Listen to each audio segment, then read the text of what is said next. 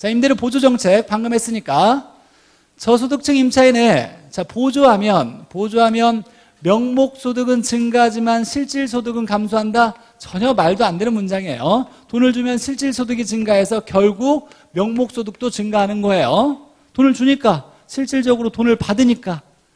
자, 이번에 임대료 보조는 장기적으로, 자, 이게 중요해요. 보조는 공급이 증가하고 임대료 규제는 공급이 장기적으로 감소하더라가 가장 중요한 차이점이에요. 임대료 보조는 장기적으로 공급이 증가하지만 만약 여기에서 임대료 규제가 나오면 장기적으로 공급이 감소한다. 그래서 주택이 부족한 문제가 생기더라. 이게 가장 큰 차이점. 규제냐 보조냐에 따라서 가장 기본적으로 문제를 풀 때 얘가 80% 답이었어요. 사실 29년 동안.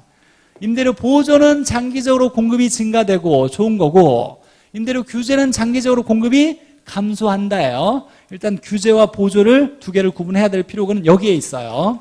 3번에 자, 보조하니까 수요는 감소가 아니라 증가하겠죠.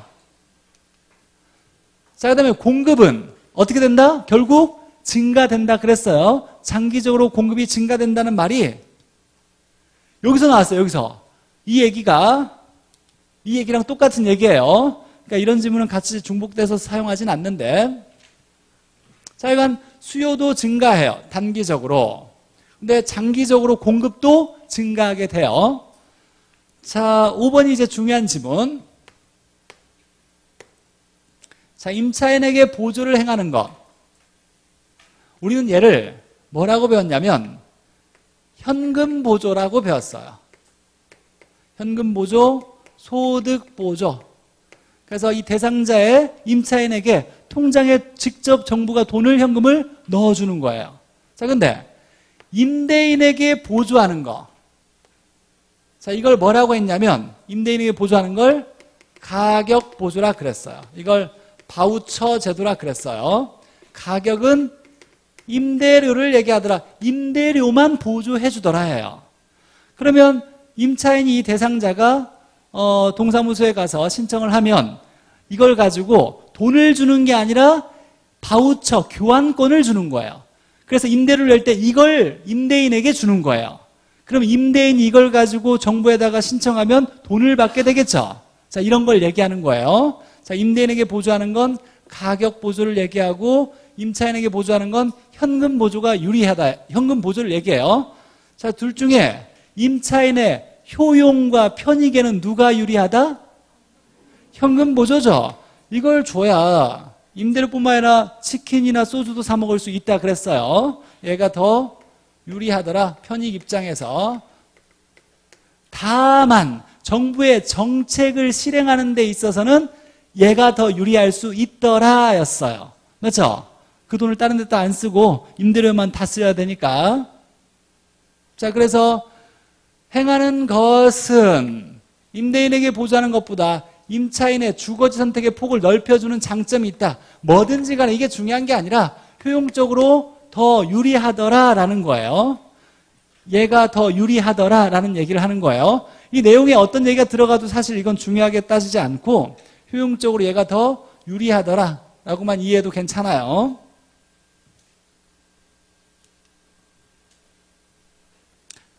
자, 쉬었다 해야 되겠죠? 네, 쉬었다 할게요. 네.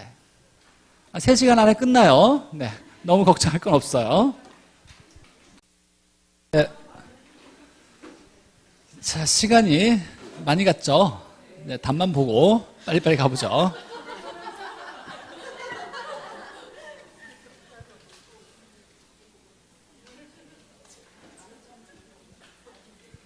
자, 17번. 자, 조세에 따른 얘기인데 중요한 문제고 일단 우리가 알아야 될 것이 이거예요. 정부가 조세를 부과하면 수요가 증가한다, 감소한다? 조세를 임대인에게 부과하면 임대인이 임대료를 올리죠. 자, 그러니까 수요가 줄어요. 그럼 공급은 증가한다, 감소한다? 감소한다 그랬어요. 조금 좀 알아간다라고 생각할 때 이걸 고민한다 그랬어요. 임대료를 더 많이 받는데 왜 공급이 감소하느냐라고 얘기할 때 이런 얘기였어요. 임대를 원래 50만 원 받았는데 정부가 10만 원을 인상을 했어요. 조세를 인상을 했어요. 그러면 임대료를 50 받았는데 임대인이 얘를 5만 원을 올려요. 5만 원을 올려서 임대료를 받았어요. 그러면 수요자는 얼마를 내게 되냐면 55만 원을 내겠죠. 그럼 수요자 입장에서 가격이 올랐어요. 맞아요. 50만 원 냈는데 55만 원 내야 되니까 당연히 수요가 줄어요. 자, 이게 중요한 내용인데 아직 다루지 않아도 될 것 같은 문제였는데 사실 이번에 나왔으니까. 자, 그러면 공급자는 중요한 게 5만 원을 올려서 55만 원을 받지만 정부한테 얼마 세금을 낸다? 10만 원을 내게 돼요. 그럼 가져가는 거 얼마 가져간다? 45만 원 가져가요. 그럼 가격을 오히려 줄어든 거죠. 그래서 가격이 줄어들어서 오히려 공급도 준다였어요.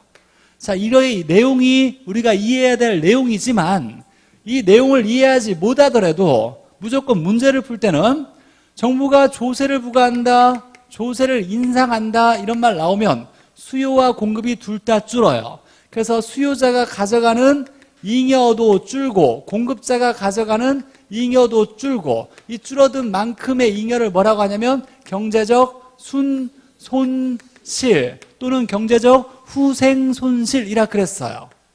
자, 근데 이 순손실은 어떨 때 커지냐 그러면서 순탄이라고 제가 외우라 그랬죠. 자, 이해는 시켜줬지만 딱히 답을 찾는 데는 순탄이라는 암기코드 하나만 기억해도 괜찮으니까 순손실은 탄력적일수록 어떻다? 크다예요. 저의 암기코드는 다 크다로, 유리하다 크다로 외우지 작다 이런 거 없어요. 무조건 크다예요. 탄력적일수록 순손실이 크다. 자, 이 내용이었어요. 이 내용의 지문이 5개 지문으로 흩어져 있는 거예요. 다 똑같은 얘기예요. 자, 그래서 이번에 탄력적일수록 이게 수요든 공급이든 이게 수요든 공급이든지 간에 탄력적일수록 순손실이 작아진다가 아니라 커진다 이렇게 나와야 되고 나머지 지문을 읽어보면 다 그런 얘기예요. 수요도 줄고 공급도 줄고 잉여도 각각 다 줄어들더라. 자, 18번에 자, 투자에 따른 위험. 자, 위험 회피형은 위험을 싫어하는 형이죠. 자, 위험을 싫어한다는 얘기는 위험이 높아지면 그만큼 요구하는 기대 수익이 커진다요. 수익률도 높게 요구하고 투자를 할 때도 위험할수록 위험에 대한 처리 방법을 생각하면 위험할수록 투자할 때 요구 수익률을 높인다 낮춘다? 높인다요. 높여놓고 위험을 관리한다요. 요구 수익률을 높여야 함부로 투자하지 않는 거죠.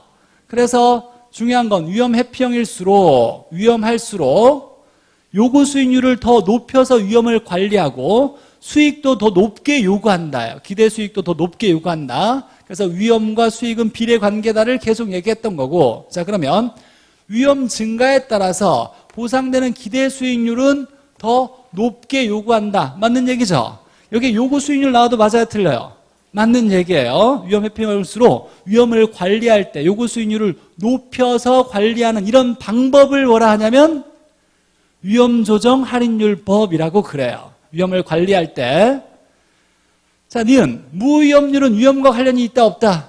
위험과 전혀 관련 없고 시간의 대가, 기다림의 대가라고 얘기하면서 국채 금리나 예금 금리를 얘기했었어요. 자, 그런데 여기에 장래 기대되는 수익이 불확실한 이 불확실함을 뭐라고 하냐면 위험이라 그래요. 자, 위험의 수익률을 의미한다가 아니죠. 자, 위험에 따른 수익률을 얘기하는 건 무위험률이 아니라 요구 수익률은 무위험률과 뭐가 합쳐져 있다? 위험 할증률이 합쳐져 있죠. 여기서 얘기하는 것은 무위험률이 아니라 위험 할증률, 위험에 대한 대가를 얘기하는 거예요. 여기서 불확실성이 위험이니까 위험의 대가에 따른 수익률은 위험 할증률이다 이렇게 나와야 되고 무위험률은 시간에 대한 대가로 기다림에 대한 대가로서 위험과 전혀 관련이 없는 수익률을 얘기해요. 자, 디귿 위험의 크기에 관계없이 기대 수익률에만 의존하는 이런 형태를 위험 중립형이라고 하긴 해요. 자, 이건 딱히 중요한 지문은 아니에요. 즉 위험과 상관없이 수익만 높으면 투자하겠다. 자, 이런 걸 위험 중립형. 위험을 싫어하는 걸 위험 혐오형, 회피형. 오히려 위험한 걸 더 좋아하는 사람이 있어요. 위험 추구형. 더 중요한 건, 자, 이렇게 세 개로 나눴지만 위험 회피형을 두 가지로 나눈다 그랬어요. 여기에 보수적 투자자와 공격적 투자자라는 말은 이 공격적 투자자가 위험 추구형을 의미하는 게 아니라 위험 회피형의 보수적 투자자와 공격적 투자자로 이렇게 구성되어 있다.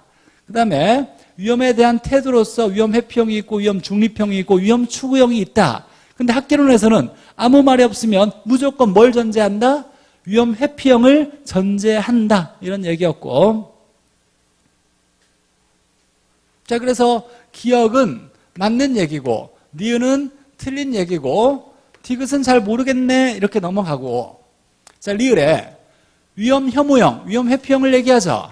자, 위험 회피형, 위험 혐오형 투자자는 기대 수익이 동일하면 위험이 작은 걸 선택한다. 당연하죠. 위험이 작은 걸 택하는 거 당연히 맞고, 위험 혐오형이니까 싫어한다는 거죠. 위험이 작은 걸 택하죠. 자, 미음이에요. 미음. 자, 미음을 틀렸다. 자, 이런 거에 현혹되지 말고 위험 1당 뭐 이런 거에 현혹되는 게 아니라 변이계수는 이거 빼볼게요. 기대 수익률을 의미한다가 아니라 뭘 의미한다? 위험을 의미한다 그랬어요. 그래서 위험을 의미하는 것이 뭐가 있었냐면 여기에 표준 편차 또는 분산, 여기에 변이계수도 위험값을 의미한다라 그랬어요. 그래서 변이계수는 위험 1당이 아니라 수익 1당 위험값을 의미한다요. 수익 1당 위험값. 내가 1이라는 값을 얘기했어요? 안 했어요? 네. 뭐 나중에 해줄게요. 네. 이런 거예요. 혹시나 중학교 때 속도라는 개념을 배웠어요. 속도는 뭐분의 뭐? 잘 몰라요. 시간분의 거리예요. 자, 그러면 내가 100m를 10초에 갔대요. 자, 이거 계산하면 얼마예요? 얼마? 10m죠. 몇 초에? 1초예요. 분모에 나눠준다는 얘기는 이 값을 1로 바꿔주기 위해서예요. 그래서 100m를 10초에 갔다, 500m를 50초에 갔다, 이걸 따져보면 둘 다 10m예요. 1초에. 다 그래서 1초로 단위값을 만들어주려고 분모에 나누는 거예요. 이게 이제 물리공식의 기본이에요. 과학공식의. 변이계수가 이렇게 써요. 수익당 위험을 써요. 물론 여기에 위험에 표준 편차를 쓰지만 이 말을 이렇게 표현하는 거예요. 수익에 대한 위험값이다. 이걸 좀 더 유식하게 표현하면 수익 1당 위험값이다. 이런 말을 쓰는 거예요. 중요한 건 이게 중요한 게 아니라 기대 수익률을 의미하는 게 아니라 변이계수는 뭘 의미한다? 위험값을 의미한다를 머릿속에 기억해놔야 되는 거예요. 이런 말은 전혀 중요하지 않아요. 자, 그래서 옳은 것만 찾아보면 이건 틀렸으니까 자, 틀린 것만 확실히 집어넣어도 답은 찾을 수 있을 거예요. 자, 니은과 미음이 틀렸으니까 답은 3개씩이니까 이런 문제는 어려운 문제가 아니에요. 모르는 지문이 하나, 2개 나오더라도 답은 찾을 수가 있는 경우가 많아요, 사실. 그러니까 이렇게 기억, 니은 뭐 이렇게 써 있는 건 아싸라 하면서 좋은 마음을 가지고 긍정적으로 접근하는 게 좋아요. 몇 개 하면 이건 좀 조심하고 안 풀리면 패스예요. 굳이 답 찾으려고 애쓰면 안 돼요. 시간을 뺏기면 안 되니까. 자, 19번 포트폴리오. 효율적 프론티어, 다른 말로 이 프론티어를 전선이라 그래요. 효율적 전선은 평균 분산, 즉 기대 수익과 위험에 따라서 원리를 통해서 만족시키는 집합이다. 맞는 얘기죠? 표현만 다르게 했을 뿐이고 평균 분산 지배 원리로 누구를 지배하고 지배당하고 남은 것만 연결한 선을 효율적 전선이라고 했어요. 자, 니은 투자자가 위험을 회피할수록 위험 X축과 표준편차와 기대 수익률 Y축의 관계를 나타내는 투자자의, 자, 이런 건 중요한 게 아니고 회피할수록, 자, 이게 중요한 게 아니고 이런 내용 다 빼도 괜찮아요. 그냥 조건을 얘기해 준 거고, 무차별 곡선의 기울기가 완만하다? 회피할수록이라는 말은 뭐냐면 보수적과 공격적 투자자 중에 무차별 곡선의 기울기가 누가 급하다? 보수적이 급하다 그랬어요. 보수적이 더 많은 위험이 높아졌을 때 수익을 더 많이 요구한다라고 하면서, 정말로 잘 모르겠다 그러면 암기 코드로 보급이라고 하면서, 자, 보수적 투자자가 더 기울기가 급하다 이렇게 생각해요. 자, 이런 건 사실 내용을 이해하지 못해도 전혀 답을 찾는데 중요하지 않아요. 못해도 답은 충분히 찾을 수 있어요. 자, 무차별 곡선에서 이렇게 두 개가 있었는데, 자, 얘는 보수적이고 얘는 공격적 투자자라고 제가 설명을 해줬었고, 자, 디귿에 무차별 곡선이, 즉 효율적 전선과 무차별 곡선이 만나는 접점이 중요하죠. 이걸 최적의 포트폴리오라고 한다. 맞는 얘기죠. 유명한 얘기예요. 자, 완만해진다 이거 아니라, 자, 회피할수록이라는 말은 다시 얘기하면 회피할수록 보수적 투자자일수록 무차별 곡선의 기울기가 급하다. 니은이 틀렸고, 이래.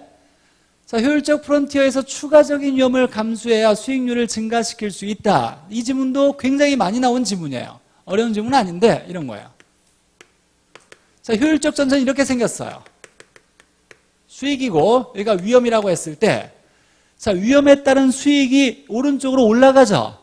이 올라간다는 얘기가 뭘 의미하냐면, 자, 이 점과 이 점으로 갈 때 위험이 커진 만큼 뭘 더 원한다? 수익을 더 높게 원한다라는 얘기예요. 이게 오른쪽 비례 관계예요. 그래서 위험이 커질수록 더 높은 수익을 요구한다. 관리할 때는 요구 수익률을 높여 잡고 원할 때는 기대 수익률을 높게 요구한다. 이런 얘기를 쓰는 거예요. 자, 같은 얘기를 계속 다른 표현으로 하고 있는 거. 자, 5번에, 미음에. 자, 얘가 중요한 거. 자, 이 지문도 중요 체크해 놓고, 자, 분산 투자, 포트폴리오를 통해서 제거할 수 있는 위험을, 이 위험을 뭐라 그래요? 비체계적 위험이라 하고, 체계적 위험과 합쳐서 총위험이라 그래요. 여기서 얘기하는 건 비체계적 위험이에요. 무조건 줄일 수 있는 위험은 비체계적 위험밖에 없다 그랬어요. 자, 이것은 총위험에서 뭘 빼야 된다? 얘를 넘겨야 되니까 총위험에서 체계적 위험을 빼야 된다죠. 항상 이거 얘 두 개 더하는 것이 얘다라는 걸 자꾸 속여서 내요. 출제자가. 줄일 수 있는 위험은 비체계적 위험밖에 없고, 체계적 위험은 피할 수 없는 위험이다. 피할 수 있는 건 비체계적이고 포트폴리오로 위험을 줄일 수 있다라는 얘기였고, 얘는 피할 수 없고 두 개를 합쳐서 총위험이더라 라는 얘기였고, 자, 그래서 얘가 비체계적 위험을 뺀 게 아니라 체계적 위험을 뺀 값이다 이렇게 나와야 돼요. 자, 20번.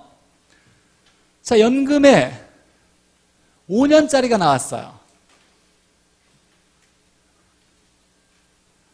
29회 동안 한 번도 나오지 않았던 문제가, 왜 교수님은 이게 나올 거라고 생각하셔서 냈을까요? 아니면 연습을 시키려고 냈을까요? 자, 근데 사실 계산기를 많이 두드리진 않아요. 이걸 연습을 했다라면 5년이나 나왔어? 당황할 필요 없어요, 사실. 자, 연금 나오면 매년 연말이니까 연금이죠. 자, 그러면 5칸을 그려야 되겠죠. 5년이니까. 자, 1칸, 2칸, 3칸, 4칸, 5칸을 그리고, 여기는 현재고 1년 말, 2년 말, 3년 말, 4년 말, 5년 말이고, 자, 매년 말에 돈을 넣었으니까 현재 돈 넣었다 안 넣었다? 안 넣었다. 여기에 3천 넣고, 여기도 3천 넣고, 여기도 3천, 여기도 3천, 여기도 3천 넣었다죠. 자, 그럼 해볼게요. 계산기에 어떻게 두드려야 되냐면, 얘 3천은 미래 가치를 구하라고 했으니까 5년 후에 이때의 가치가 얼마냐라고 물어봤어요. 얘는 할증할 필요가 없고, 자, 얘 할증해야 되겠죠? 얼마를 곱해야 되냐면 1 플러스 R에 몇 승? 1년 할증해야 되니까 얘가 이제 10%라고 나왔으니까 1 플러스 R은 0.1이에요. 10%가 0.1이니까 1.1을 해줄 거고, 자, 그러면 3,000 곱하기 1.1 한 번 해주겠죠? 자, 계산기에 딱 두드려서 3,300 나왔죠? 이걸 지우면 안 된다 그랬어요. 그 다음에 얘는 몇 년 할증한다? 2년 할증해야 돼요. 이 값에다가 한 번만 더 1.1을 곱하면 되겠죠? 맞아요? 자, 그러면 딱 곱하기 하면 얼마 나오냐면 3,000 이렇게 나온대요. 이걸 얘는 1.1에 제곱을 곱해주니까 한 번 곱해준 이 값에다가 얘를 지우고 또 두 번 곱하는 게 아니라 내버려 두고 1.1을 한 번만 더 곱해주면 얘예요. 자, 이제 집중을 해야 돼요. 이 5번을 해야 되니까, 4번을 해야 되니까. 자, 이것도 내버려 두고 얘를 또 하려면 1.1을 여기에다가 한 번 더 곱해주면 되겠죠? 얼마 나올 거예요. 적어 놓고 또 내버려 두고 얘를 한번 하면 1.1 한 번 더 곱하면 이렇게 나오겠죠? 자, 적어 놓은 4개에다가 이 3,000을 쭉 더하면 답이에요. 막상 해보면 오래 걸리지 않아요. 물론 지금까지 5년 동안 나오진 않았지만, 나올 가능성은 희박하지만, 만약에 나왔다 치더라도 우리가 연습만 이거 한 10번쯤 풀어봤으면 사실 얼마든지 1분 내에 풀 수 있어요. 계산기에 다 해야 되는 게 아니라 얘는 내버려 두고 얘는 1.1 한 번 곱하면 얘, 내버려 두고 1.1 곱하기 한 번 더 하면 얘, 내버려 두고 곱하기 1.1 한 번 하면 얘, 한 번 더 하면 얘, 그리고 적어 놓은 거 5개를 더하면 되는 거예요. 그러면 돼요. 연습해보고 1분 내에 풀려지는지 한번 해보세요. 자, 이걸 풀려고 연금의 내가 계수 R분의 1 플러스 R의 N승 마이너스 1 이런 거 안 해도 괜찮아요. 5년 안 나와요. 이걸 빨리 하기 위해서 이렇게 하는데, 그러면 연금의 현가 계수 나오면 1 마이너스 1 플러스 R의 마이너스 N승 이거 어떻게 계산할 건데? 물론 계산하기는 어렵진 않아요. 우리가 뭐 수학 공부한 지가 오래돼서 잘 모르겠지만 마이너스 수도 사실 뭐 그렇게 어려운 건 아닌데, 어찌됐거나 이렇게 원리적으로 풀어내는 방법이고 계수를 외워서 풀려고 머리 좋으면 해도 괜찮아요. 근데 이렇게 연금 나오면 칸수를 그려서 해야 된다는 거. 자, 투자 분석 이제 배운 지 얼마 안 됐으니까 좀. 자, 채무 불이행률 나왔죠? 우리가 가공기, 유비, 순부채, 서비스액 하면서 공실률, 영업경비 비율 이렇게 내려오면 채무 불이행률이었어요. 자, 그러니까 뭐에 대한 유효조소득분의 영업경비 플러스 부채 서비스액이 이게 채무 불이행률이었어요. 그러니까 순영업소득이 들어가면 틀려요. 유효조소득이 들어가야 돼요. 자, 지분 비율은 부동산 가치가 총투자액이에요. 총투자액에 대한 융자액 대출액을 얘기하죠. 이거 총투자액분의 융자액 비율은 지분 비율이 아니라 부채 비율이 아니라 대부 비율이죠. 대부 비율. LTV라고 하는 담보 인정 비율, 대부 비율, 저당 비율 이걸 얘기하는 거예요. 여기에 대부 비율 이를 얘기하는 거고, 자, 비율 분석법은 한계가 있어요. 한계가 있더라라는 게 일단 첫 번째. 할인법이 아니니까 한계가 있어요. 그러면서 여러 가지 문제가 발생할 수 있다, 오류가 날 수 있다, 뭐 그냥 한계가 있더라라고 생각하면 되고, 일단 자, 이거 한번. 자, 여러 해가 아니라 비할인법은 여러 해가 아니라 1년 첫 해 소득만 가지고서 분석하는 거예요. 자, 얘가 아니라도 사실 이 단어에서 딱 눈치챘어야 돼요. 할인한다라는 건 언제? 할인법에서 하는 거지 비할인법에서 할인 같은 거 하지 않는다예요. 그러니까 이런 단어가 눈에 딱 들어와야 돼요. 중요한 건 우리가 할인법에 순순의 형가가 있고 나머지는 다 비할인법이니까 나머지는 할인한다 안 한다? 할인 같은 거 안 해요. 그러니까 할인 안 한다가 돼야 되고 여러 해도 아니다 이렇게 돼야 돼요. 뒤에 문제가 있다는 건 맞아요. 자, 총자산 회전율은 80점 맞는 사람만 제가 공부하라고 딱히 소개했던 건데, 자, 이건 조소득, 총소득 수익률을 얘기해요. 조소득 수익률을 얘기하니까 총투자액분의 총소득, 조소득을 쓰는데 조소득은 가능을 쓰든 유효를 쓰든 상관은 없어요. 자, 그래서 얘가 맞는 얘기고, 자, 뭐 이 지문에 대해서 틀려도 너무 뭐 크게 자책하지 않아도 돼요.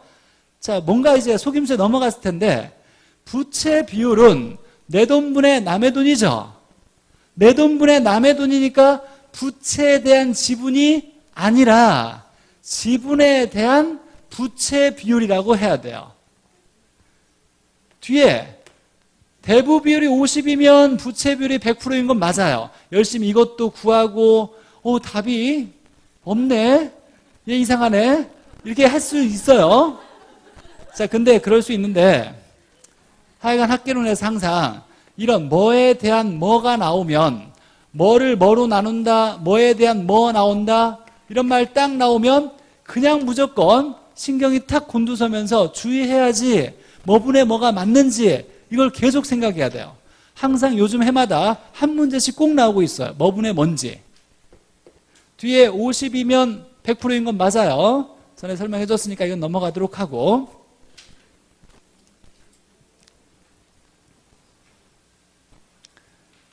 자, 이 문제를 쉽게 풀었다라면 제가 가르친 보람이 있을 것 같은데, 자, 이렇게 나왔는데 일단 딱 보니까 순소득 승수래요. 자, 승수와 수익률이 역수관계죠. 자, 그럼 순소득 수익률이 뭐냐면 얘가 종합자본환원율이 얘가 순소득 수익률이에요. 그러니까 얘와 얘는 무슨 관계냐면 역수관계죠. 자, 그러면 10%는 0.1이니까 얘의 역수는 0.1분의 1 하면 10. 맞네. 답이 두 개가 될 수 없으니까 2번과 4번은 볼 필요가 없어요. 자, 근데 세전현금 승수와 지분환원율을, 지분 배당률, 지분환원율을 세전수익률이라 그래요. 자, 그러면 얘와 얘가 역수인데 얘는 10인데 얘는 7% 나왔어요. 얘가 10이라면 얘는 10% 나와야 되는데 역수가. 맞죠?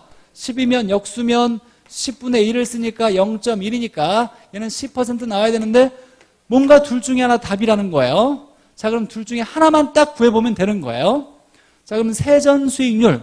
물론 기본적으로 얘가 세전수익률이다라는 걸 알아야 되고, 자본환원율, 종합자본환원율이 순소득 수익률이라는 건 알아야 돼요. 그리고 수익률과 승수가 비례관계라는 걸 알아야 되니까. 자, 그러면 세전수익률을 구할 때는 총투자액을 쓴다, 지분투자액을 쓴다? 지분투자액. 자, 그럼 지분투자액 6억이니까 600, 공 6개 빼고, 그 다음에 세전소득이 얼마다? 6천만 원, 60 이렇게 쓰면 0.1이죠. 그러면 10%죠. 그럼 잘못된 건 뭐다? 지분환원율이 틀렸다 해요. 이 문제 푸는데 30초 정도가 걸렸다라면 잘한 거예요. 칭찬해도 괜찮아요. 이런 문제를 풀 때 다른 사람들은 어렵다, 틀릴 수 있는 문제다, 패스하다라는 사람이, 그런 선생님도 굉장히 많아요. 근데 절대로 이 문제 패스하는 게 아니라, 공부했으면, 공부한 건 이론 지문뿐만 아니라 이 계산 문제도 얼마든지 풀 수 있으니까 연습해보고. 23번에 자, 이것도 사실 제가 띠 둘러매고 이의 신청을 제기할 수 있는 문제이긴 한데 아직 여러분은 잘 모를 수 있어요. 그 부분은 제가 일단 패스할게요. 자, 내부 수익률. 워낙 중요한 거니까 한번 정리 한번 해볼게요. 할인법의 수년가. 자, 할인해서 화폐의 시장 가치를 고려하는 할인법은 수년가는 유입의 현가에서 유출의 현가를 뺀 값이고, 수익성 지수는 유입의 현가를 뭘로? 유출의 현가로 나눈 값이다. 자, 그 다음에 내부 수익률은 얘는 그냥 구하는 거예요. 어떻게 구하냐? 유입의 현가와 유출의 현가를 같게 만드는 수익률을 자체적으로 구하는 것을 내부 수익률이라 그래요. 자, 같다라고 하면 우리가 쓸 수 있는 말이 순현가는 0, 수익성 지수는 얼마? 1로 만드는 수익률을 찾아내는 것을 내부 수익률법이라 그래요. 자, 여기서 가장 어려운 지문들이 여기서 나왔어요. 사실 이것도 지금 건드릴 문제 유형은 좀 아닌 것 같긴 한데, 자, 순현가는 현가로 바꿔야 되니까 할인을 해야 돼요. 이때 할인할 때 뭐가 필요하더라? 요구 수익률로 할인을 하더라라고 제가 가르쳐 드렸어요.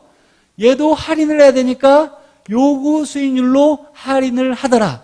자, 근데 얘는 할인율이 요구 수익률이 아니라 뭘로? 그냥 내부 수익률 자체가 할인율이더라 그랬어요. 자, 그러면서 이 두 개는 투자 분석하려면 현가를 구하려면 먼저 요구 수익률을 먼저 정해놔야 되지만 얘는 사전에 요구 수익률을 정할 필요가 없더라 였어요. 자, 그런데 투자 판단할 때 얘가 0보다 크거나 같으면 투자하고 얘가 1보다 크거나 같으면 투자하는데 얘는 투자 판단할 때 0이다 1이다 이런 값을 쓰는 게 아니라 얘가 기대 수익률의 일종이니까 내부 수익률과 뭘 비교한다? 요구 수익률을 비교해서 얘가 크면 투자를 한다. 이럴 때 최종적으로 요구 수익률을 사용해요. 굉장히 중요한 내용이고 시험 문제에 나올 가능성이 굉장히 높은 내용이에요. 자, 어려운 때까지 다 설명한 거예요. 그냥 기본적으로 이런 정의만 나오고 자, 이걸 이렇게 바꿔서 지문을 나오는 답인데 좀 어려운 지문들은 이 말이 반드시 나와야 돼요. 자, 순현가와 수익성 지수는 할인할 때 요구 수익률을 쓰니까 얘를 분석하려면 현가를 구하려면 먼저 요구 수익률을 정해놔야 돼요. 사전에 요구 수익률이 필요하다. 근데 내부 수익률은 할인할 때 요구 수익률을 쓰지 않고 자체가 내부 수익률 자체가 할인율이에요. 그럼 사전에 요구 수익률을 정할 필요가 없더라. 투자 판단할 때 얘는 0보다 크거나 얘는 1보다 크거나 같으면 투자를 하는데 얘는 투자 판단할 때 맨 마지막 단계에서 투자를 결정할 때 뭘 쓴다? 요구 수익률을 사용하더라라는 거예요. 자, 그 내용이에요. 자, 그러면 내부 수익률에는 옳은 건데 내부 수익률에서는 자, 요구 수익률로 할인을 하는 게 아니죠. 내부 수익률 자체가 할인율이에요. 요구 수익률 할인한다 틀렸고. 자, 얘는 일단 12에 문제가 있으니까 뺄게요. 나중에 데모에서 제가 맞게 해드릴게요. 자, 3번에 요구 수익률이 주어지지 않아도 주어진 현금 흐름으로 내부 수익률을 산정할 수 있다. 맞아요? 똑같은 얘기예요. 내부 수익률로 할인하지, 내부 수익률은 내부 수익률법에서는 요구 수익률로 할인하지 않고 내부 수익률 자체가 할인율이니까 여기에 요구 수익률이 주어지지 않아도 투자 분석할 수가 있다예요. 단 최종적으로 투자 판단할 때만 요구 수익률을 사용하더라라는 얘기예요. 그래서 맞는 얘기고 4번에 안 배운 얘기예요. 배우지 않았어 이건. 자, 회계적 이익률법인데 여기서 이제 답을 좀 체크하자면 회계적 이익률은 그냥 수익률을 얘기하는 거랑 똑같은 얘기인데 자, 목표 이익률보다 작은이 아니라 큰 것 중에 목표한 것보다 크게 나온 수익률 그냥 수익률이에요. 내가 목표한 것보다 큰 것 중에 가장 큰 걸 택한다. 가장 큰 걸 택한다예요. 여기서 이제 장난을 친 거예요. 목표율보다 작은 게 아니라 내가 목표한 것보다 큰 것 중에 가장 큰 거를 택하는 것을 회계적 이익률법이라 그러고 자, 5번에 유출의 현값을 유입의 현값으로 나눈 비율을 수익성 지수라고 하지 않고 수익성 지수는 뭘로? 유입을 유출로 나눴다. 뒤집어진 거죠. 반대로 나왔어요.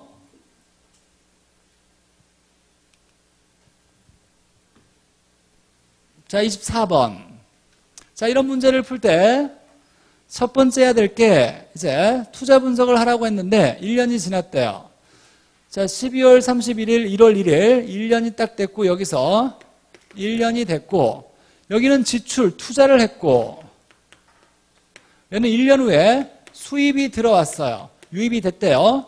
자, 이건 현재 가치인데 얘는 1년 후의 금액으로 나온 거예요. 그러면 수년가나 수익성 지수를 찾으려면 얘를 뭘로 바꾼다?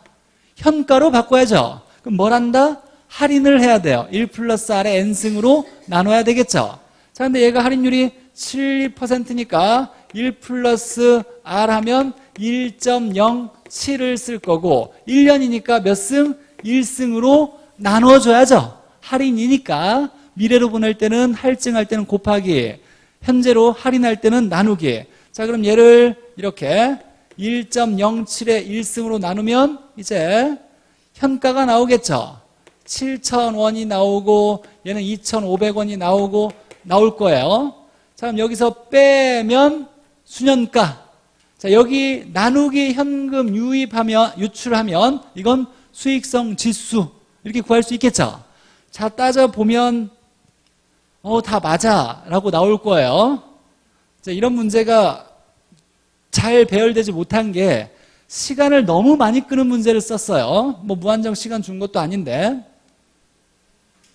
자, 근데 나머지 질문은 다 맞아요. 이렇게 따져보면. 자, 얘를 현가로 바꿔치기 해서 할인을 해서 1 플러스 R의 N승으로 나누면 7,000원이 나오고 이걸 빼면 수년가는 4,000원. 수익성 지수는 7,000원 나누기 3,000원 하면 2. 얼마 되겠죠? 2.3? 이렇게 된대요. 자, 그럼 1.3. 네.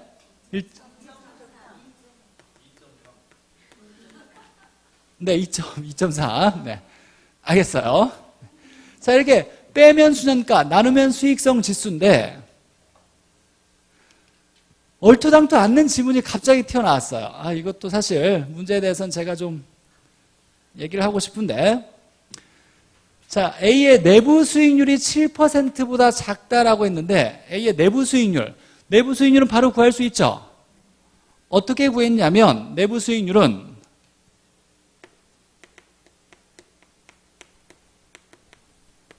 지출값분에 뭘 쓴다? 차이값을 쓰더라. 얘는 현가로 바꿔치기 하지 않은 차이값을 쓰죠. 그럼 지출값이 얼마냐면 이게 A의 거니까 얼마? 3,000원. 그럼 차이값이 얼마? 4,490원이죠.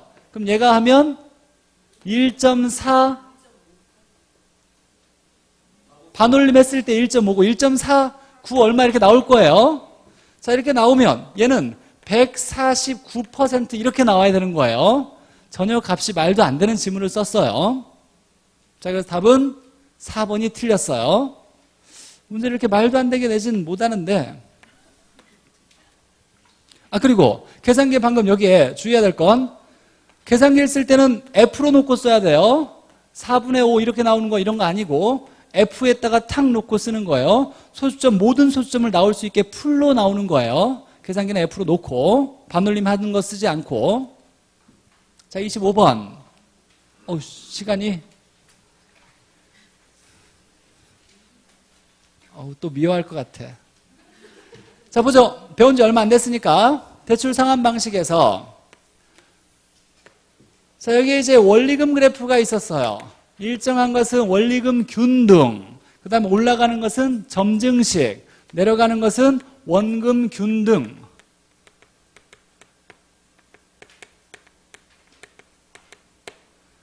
자, 이렇게 됐었어요. 자, 그럼 첫 번째 원금 방식에서 원금 균등에서 원금을 상환함으로 원리금은 점차적으로 감소한다. 맞아요? 점차적으로 감소하는 거 맞죠? 네.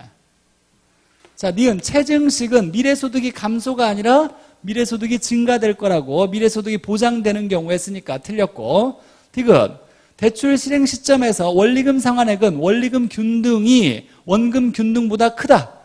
자, 실행 시점에서 이때는 여기에서 원리금 균등이 원리금 상환액이니까 원리금이 누가 더 크다? 원리금 균등 방식이 원금 균등 방식보다 크다가 아니라 어떻다? 작다. 이렇게 나와야죠. 틀렸고. 자, 중도 상환시 LTV가 답장이 나왔어요. 자, 원리금이 나올 때는 DTI를 쓰고, 그 다음에 잔금을 쓸 때는 이렇게 세 가지가 있는데, 얘가 원금이고, 얘가 원리금이고, 얘가 점증식인데, 얘가 잔금일 때 얘를 뭘 쓴다? LTV를 쓴다 그랬어요. 자, 그러니까 LTV는 항상 원금이 작은 거예요.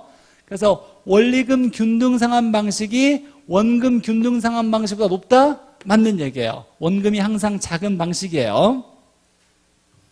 자, 미음도 뭐 답을 찾는 데는 크게 뭐 속임수를 두지 않았지만, 자, 점증식 방식의 경우 상환, 마이너스의 상환이 발생하는 건 맞죠? 자, 이게 올라가는 게 마이너스 상환이에요. 그럼 초기에 있어요? 후반에 있어요? 초기에 있죠? 얘를 가지고 또 장난을 쳤어요. 상환 초기에 부의 상환이 만들어진다라는 거예요. 자, 그래서 답을 찾으면 되고. 자, 그러게요. 생각할수록 한 시간에 풀기에는 너무 어려운 문제들이 많았어요.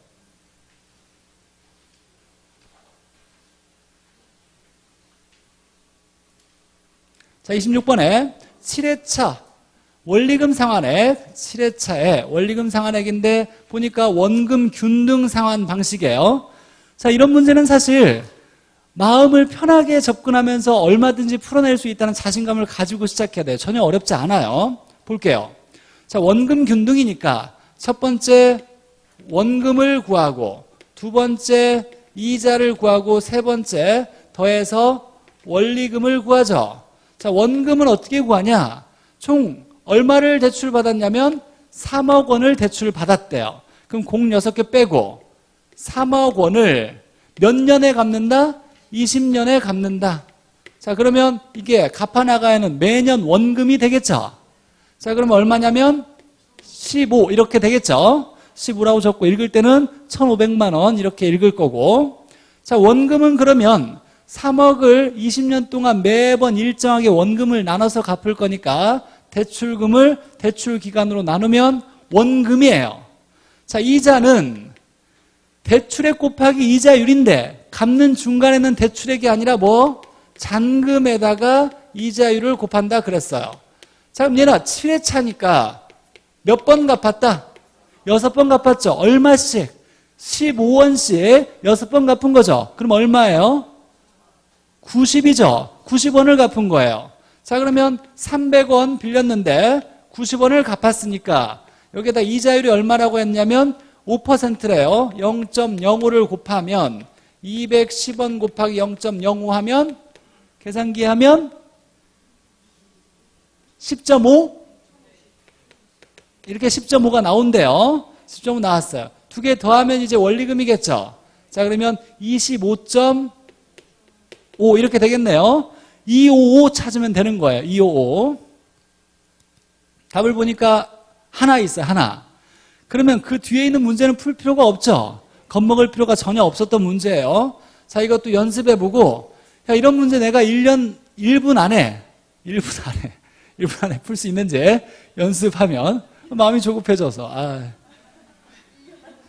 1분 안에 풀 수 있는지 한번 확인해 보시고 접근하면 돼요. 자, 일단 27번 이거 틀리면 속상하죠. 배운 지도 얼마 안 됐었고, 메자닌 금융, 지분과 부채 금융의 중간형, 처음에 사채로 빌려서 새로운 주식이 나오면 인수할 수 있는 이런 걸 메자닌 금융이라 그러고, 하나 더 있죠. 뭐가 있어요? 전환 사채가 있더라. 자, 이렇게 이런 문제 나오면 보자마자 보너스라고 생각하고 풀어야 되고. 자, 28번 저당 채권의 유동화를 얘기하는데, 자, 한번 보죠. 이제 자, 한주금공사가, 주택금융공사가 채권을 매입한 후 이걸 기초로 해서 유가증권, 이걸 뭐라고 하냐면 MBS, 주택저당증권. 모르는 말은 굳이 신경 쓰지 마요. 금융론은 단어가 어렵다 보니까 이런 거 일일이 해석할 필요는 없어요. 신용보강이 이루어져 위험부담을 줄인다. 뭐 그런가 보지. 뭐냐면 나라 기관에서 하기 때문이에요. 얘들이 보증을 한 증권이기 때문에 신용이 좀 높아요. 투자자가 위험을 좀 줄일 수 있다는 얘기예요. 그런가 보지 하고 넘어가도 괜찮아요. 이걸 굳이 해석할 필요는 없고 우리가 배웠던 답이 나올 때까지 넘어가는 거예요. 자, 이번에 2차 저당시장에서 1차는 대출시장, 2차는 유동화시장이었어요. 자, 2차 시장에서 발행하는 주택저당증권 MBS의 저당풀을 기초로 하여 발행되며 채권부 담보부 증권은 부채증권이다. 뭔진 모르겠지만 부채증권 맞아요? 맞죠? 지분금융이 아니라 나머지 알파벳 쓰는 건 다 부채금융이에요. 부채증권이라고도 하고 얘 여기 하는 것이 뭐냐면 이걸 주택저당채권 담보부 채권을 MBB라 그래요. 뭐 몰라도 괜찮아요. 어찌됐거나 우리가 리조싱 공사펀드가 아니면 다 부채라고 얘기를 해야 돼요. 부채 증권이든 부채 금융이든지 간에. 3번에 자, 저당채권에 유동하는 대출자들이 자, 이거 우리가 바로 풀었었어요. 유명한 지문이다라고 해서 풍부한 재원으로 대출해 주는 게 아니라 금융기관에 한정된 재원으로 더 많은 수요자에게 대출해 주기 위해서 뭘 한다? 유동화를 하더라라고 했었어요. 자, 그래서 풍부한 재원으로 워낙 유명했던 지문이다 보니까 저도 신경을 써서 가르쳤던 지문인데 유동화는 대출자들이 이 대출자는 금융기관을 얘기하는 거예요. 금융기관이 차입자에게 대출해 주는데 돈 빌려주고 저당채권을 잡고 있어요. 이거 문서만 가지고 있으면 다시 또 돈을 빌려줄 수가 없는 거예요. 한정된 재원이다 보니까 이걸 그래서 유동화시켜서 현금으로 돌려서 더 많은 수요자에게 대출해 줄 수 있기 위해서 유동화를 하는 거예요. 풍부한 재원이 아니라 한정된 재원으로 많은 수요자에게 자금을 대출해 주기 위해서 유동화를 진행한다 이렇게 나와야 돼요. 자, 이게 풍부한이 틀렸고 워낙 유명한 지문이라 사실 이건 뭐 속였다 뭐 이렇게 얘기하기도 못해요. 자, 4번에 금융기관은 보유하고 있는 주택담보대출채권을 유동화하여 자금을 조달한다. 맞는 얘기고 저당채권에 유동하는 금융기관의 유동성 위험을 자, 이거 보세요. 이것도 나중에 지문으로 나온다면 유동성 위험을 줄인다 이렇게 나와야 되고 유동성을 높인다 이렇게 나와야 돼요. 자, 그래서 이건 맞는 얘기예요.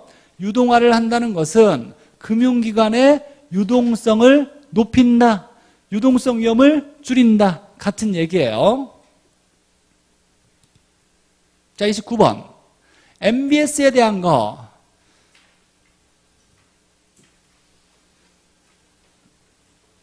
자, 1번에 MPTS는 어쩌고 저쩌고 이렇게 했어요. 자, 이게 특히 지분형 증권이 맞지 지분증권이라고 나오면 틀리다 그랬어요. 지분형이지 지분증권은 아니라 그랬어요. 좀 주의하고. 자, 근데 쭉 보니까 뭔 소리인지 모르겠어요. 안 배웠어요. 자, 이건 나중에 좀 우리가 수준이 높아지면 제가 이해시켜 줄 거고. 자, MBB는 자, 배웠던 거 한번 볼게요. MPTS, MBB, 자, 그 다음에 MPTB, CMO 이렇게 있는데 자, 얘는 지분형, 이 세 개는 채권형, 가장 강한 채권형이 MBB, 이 두 개는 혼합형, 이 CMO를 다계층이라고 했어요. 자, 그러면서 원조, 채소가 있는데 이 원조 채소를 다 누가 가져간다? 투자자가 다 사버리더라. 얘는 원조 채소가 누가 있더라? 발행자가 다 가지고 있더라. 자, 근데 얘 두 개가 얘가 채권형이니까 소유권은 발행자가 가지고 있어요. 그래서 소유권이 있는 채소는 발행자가 가지고 있는데 혼합형이다 보니까 여기에 원조는 누가 가지고 있다? 투자자가 가지고 있다였어요. 자, 이건 지분형이고 이건 채권형이다 보니까 소유권을 누가 가지고 있다? 발행자가 가지고 있다. 소유권 있는 채소가 발행자고 혼합형이다 보니까 이 두 개는 원조를 투자자가 가지고 있다요. 자, 여기까지만 알면 사실 문제가 다 풀린다고 했어요. 자, 그러면 이번에 볼게요. MBB는 MPTS에 비해, 뭐 비해라는 건 중요한 게 아니고 투자자가 부담하는 위험이 커서 수익률이, 증권 수익률이 큰 것이다. 위험이 크고 수익률도 크다가 아니죠. 자, 얘가 발행자가 다 위험을 가지고 있어요. 여기서 조기상환 위험, 채무 불이행 위험. 얘가 가장 안전하다, 안정적이다. 그래서 위험도 낮고 수익도 가장 낮은 증권이 얘다 라고 그랬었어요. 위험을 다 가지고 있으니까. 자, 특히 위험이 작다를 뭐라고 두 가지로 얘기하냐면 뭐가 실행된다? 실현된다? 콜 방어가 실현된다. 그리고 또 하나 뭘 요구한다? 초과 담보를 요구한다라는 말은 MBB에서 나오는 얘기였어요. 여기까지만 알면 한 문제를 맞는 거예요. 자, 어찌됐거나 MBB는 위험이 크다가 아니라 위험도 작고 수익률도 크다가 아니라 작고, 위험도 크고 수익률도 큰 것은 MPTS, 투자자가 다 가져가는 거. 얘가 위험도 크고 수익도 크더라 라는 거예요. 자, CMO 나오면 얘가 다계층이니까 여기서 다양한 트렌치 이렇게 나와야 돼요. 위험과 수익이 다양한 이런 말 나와야 되고. 자, MPTB는 혼합한, 얘 MPT와 이 B를 합쳐서 MPTB라고 하고, 자, MBB는 집합물의 소유권을 누가 갖는다? 원조 채소를 다 발행자가 갖는다예요. 소유권뿐만 아니라 원리금 수취권, 조기상환 위험, 채무 불이행 위험, 소유권 다 발행자가 갖는 게 MBB. 자, 30번. 자, 오늘 배웠으니까 빠르게 가보죠. 답을 보죠. 자, 틀린 것은 토지 신탁 방식에서, 토지에 신탁한다는 건 토지 소유권을 누구한테? 신탁회사에게 넘기고 신탁회사가 알아서 자금 조달하고 개발하고 운영하고 계약기간 끝나면 돌려주면서 수수료만 받는 걸 토지 신탁 방식, 토지 신탁 개발 방식이라 그래요. 자, 그러면 개발 자금 조달은 누가 한다? 다 신탁회사가 하죠. 신탁회사를 위탁자라고 해요? 수탁자라 그래요? 수탁자라 그래요. 위탁자에 의해서 이루어진다가 아니라 수탁자에 의해서 이루어진다 이렇게 나와야 돼요. 자, 그리고 누구에게 제공된다가 아니라, 수탁자에게 제공된다가 아니라 위탁자, 신탁자에게 제공된다 이런 말이 나와야 돼요. 나머지는 좋은 얘기다 라고 생각하면서 읽어보시고. 31번.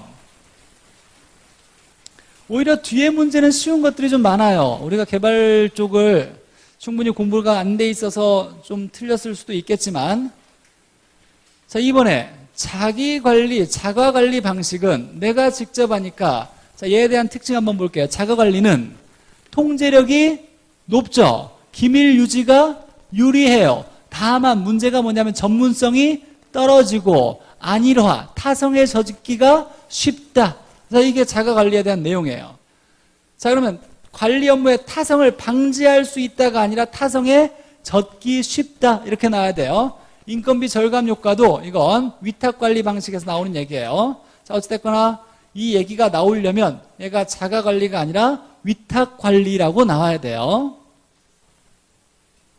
나머지는 확인해보고 특별히 뭐 중요한 지문들은 없어요. 자, 마케팅. 자, 옳은 것은 한번 보죠. 자, 이건 뭐 다 따져보면, 자, 세분화란 고객의 욕구를 파악하여 제품을 차별성을 가지도록, 자, 이 말 나왔어요. 경쟁 제품과 차별성을 가지고 하는 건 세분화가 아니라 뭐다? 뭐다? 네, 포지셔닝. 이걸 다른 말로 뭐라 한다?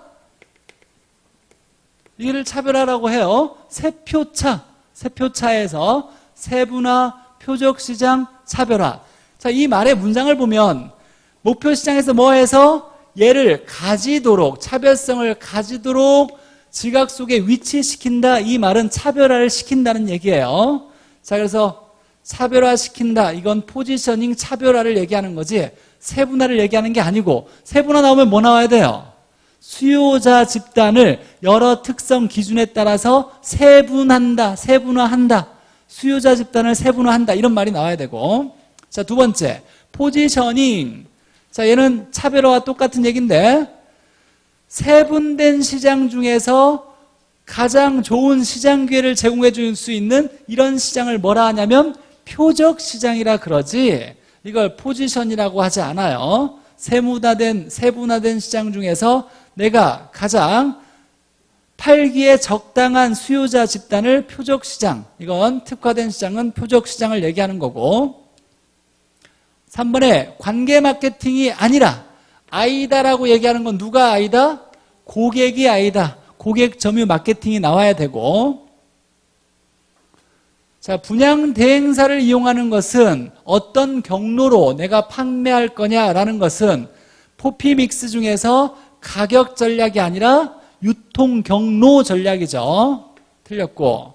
5번에 시장 점유는 시장에 나가서 세표차로 붙고서 어딜 갔다? 유흥가제, 이렇게 얘기했었죠. STP와 포피믹스는 시장 점유 마케팅에 해당되는 거 맞죠? 답이 5번이고. 자, 33번 답만 볼게요.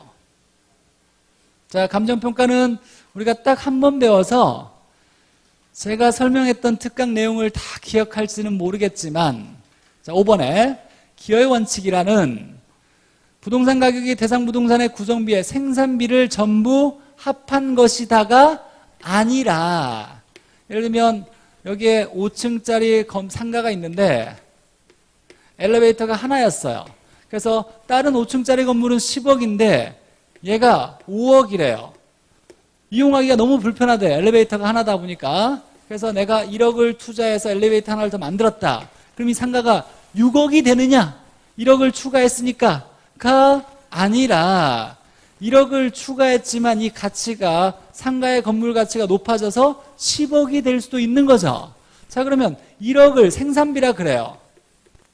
자, 5억짜리의 생산비 1억을 투자해서 엘리베이터를 하나 더 만들었다고 얘는 1억이 추가돼서 6억이다가 아니라, 얘가 기여한 게 1억이 아니라 1억을 넣었지만 얘 기여한 것이 4억이 됐다라면 9억도 될 수 있더라. 그러면서 추가 투자를 하려면 기여의 법칙에 따라서 돈이 얼마가 들어가든지 간에 기여 정도를 판단해야 된다라는 얘기였어요. 자, 그래서 생산비를 전부 합한 것이 아니라 뭘로 따진다? 기여도의 정도를 따져봐야 된다라는 얘기였고.